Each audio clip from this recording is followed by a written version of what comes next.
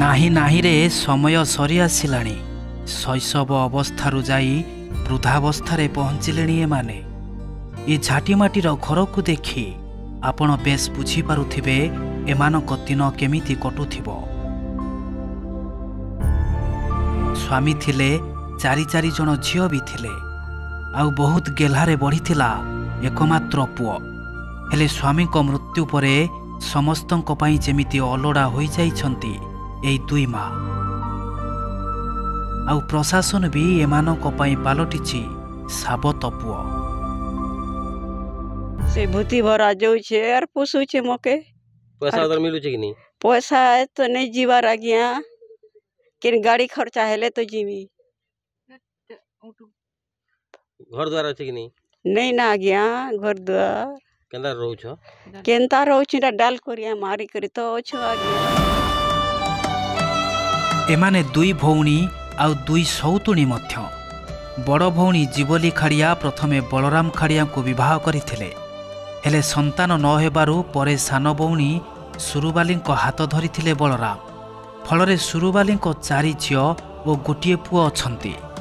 समस्त झियों विवाह सरिथिबा बेले पुओर बाहागर मध्य सरिछि। हेले एबे ही दुई वृद्धा समस्तंक पई बोझ पालटि जाइछंती।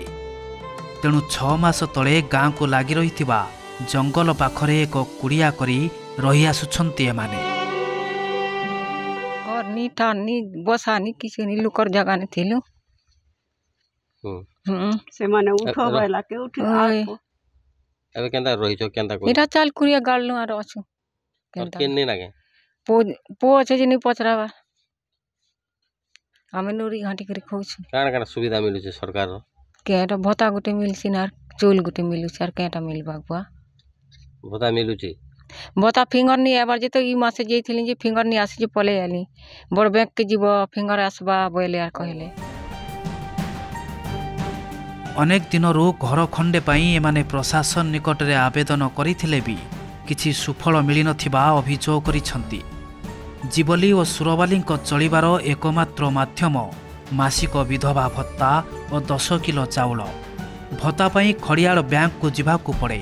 तेणु गाड़ी भड़ारे अधा टंका सरी जाए बोली सेमाने कहते। एने स्थानीय सरपंच को पचारिबारु से कार्यनिर्वाही अधिकारी को पठाई टंका उठाण व्यवस्था करिवे और आवास योजना रे घर पाइबा पई अग्राधिकार भित्तिरे व्यवस्था करिवे बोली कहिसंती। सेपटे एही घटनारे नुआपड़ा जिलापाल मधुसूदन दास मध्य प्रतिक्रिया रखिछंती।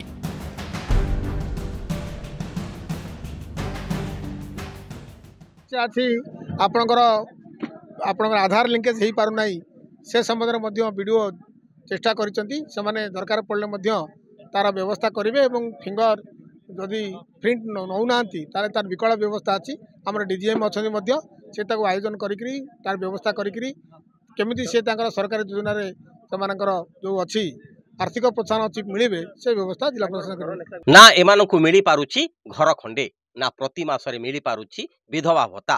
असहाय अवस्था चाल कुड़िया घरे पड़ी रही दुई वृद्धा भौणी। सरकारी सहयोग एमानंक पई 7 सपन आहा सा हेबाकू केही नाही। सरकारी कलर केबे दृष्टि पड़िबो से दिन देखिबाकू बाकी रहिला। खड़ियालरू कुणाल चरण बेहेरा, ओटीवी।